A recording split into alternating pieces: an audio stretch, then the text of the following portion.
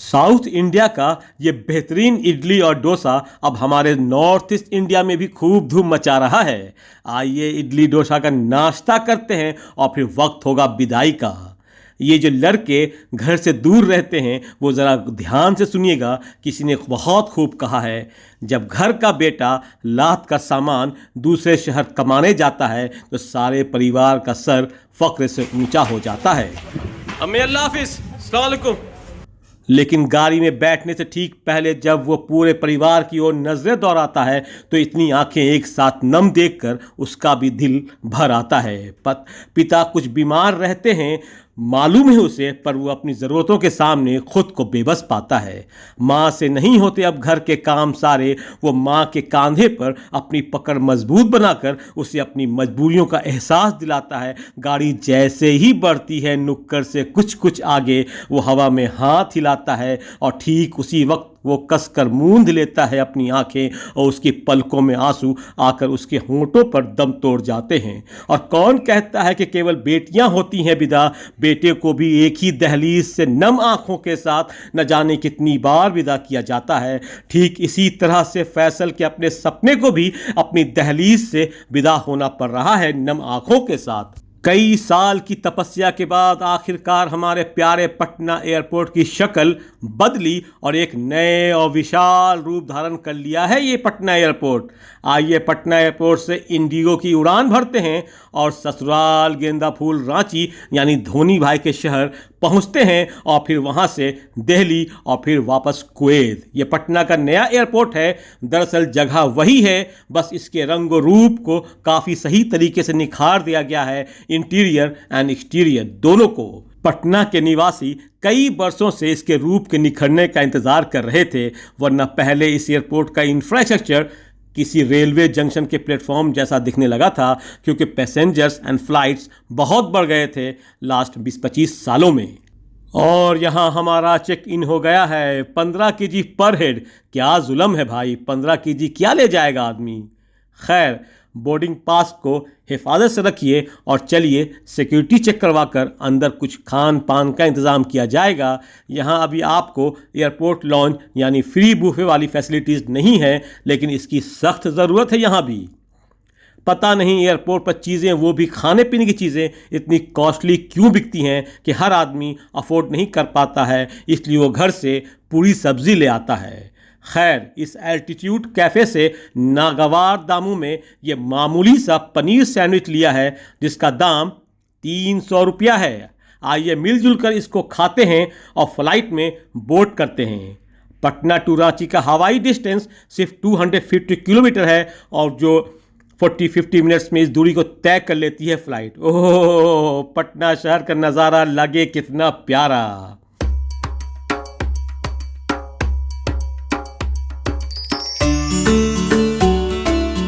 अभी flight take off की, लेकिन प्लग झपकते ही हम लोग झारखंड के कुल सिटी यानी अपने ससुराल गेंदा फूल शहर रांची पहुंच चुके हैं और अपना लगेज भी आ गया है। जी धोनी भाई, हम आपके शहर में मुसाफिर बनकर आए हैं, मिलेंगे अगर वक्त मिला तो। चलिए इस रांची एयरपोर्ट से बाहर चलते हैं, जहां हमारे साड़ू भाई वसीम भाई हम लोगों का इंतज़ार कर रहे हैं। घर चलते हैं और फिर दामादी नाश्ता करते हैं। Welcome to Ranchi.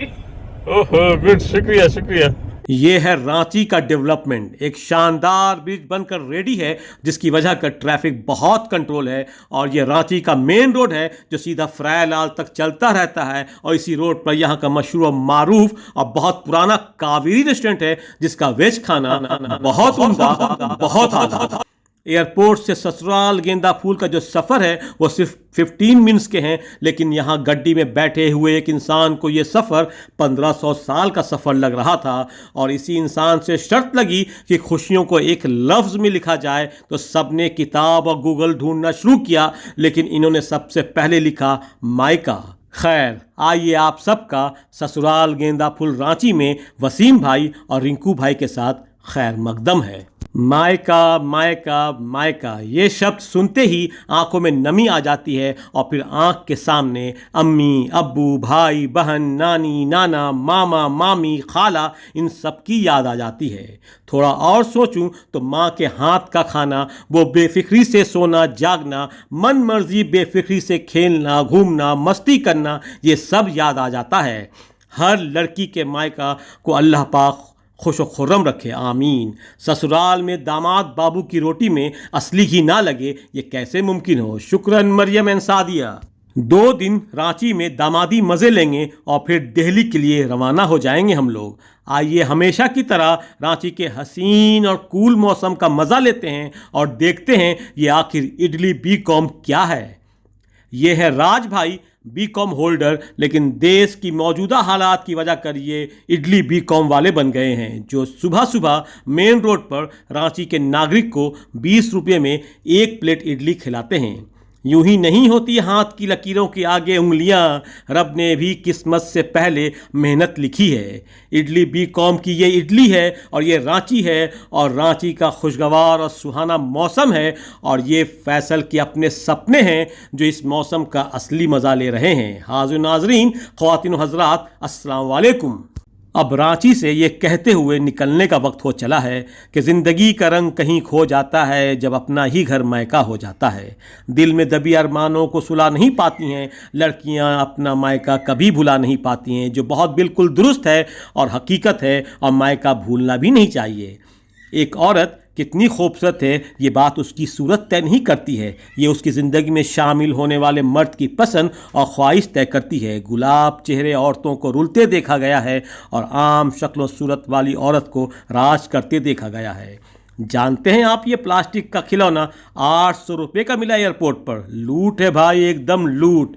खैर, आइए एयरपोर्ट पर सुकून दिल लेते हैं। हाय, ये 160 की चाय, वाकई में जुल्म है भाई, जुल्म। खाने पीने की चीज़ें इतनी महंगी नहीं होनी चाहिए एयरपोर्ट पर, क्या कहते हैं आप नाजरीन?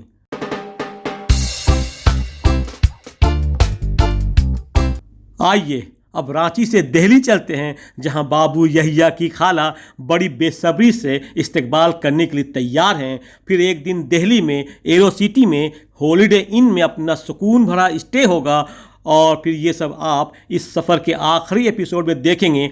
मिलते हैं नेक्स्ट वीडियो में। हॉलीडे इन के बूफे ब्रेकफास्ट पर बवाल मचने वाला है। तब तक अपना ख्याल रखिए, खुश रहिए। अल्लाह पाक हम सब का हामी और नासिर हो। अल्लाह हाफिज़। अस्सलाम वालेकुम।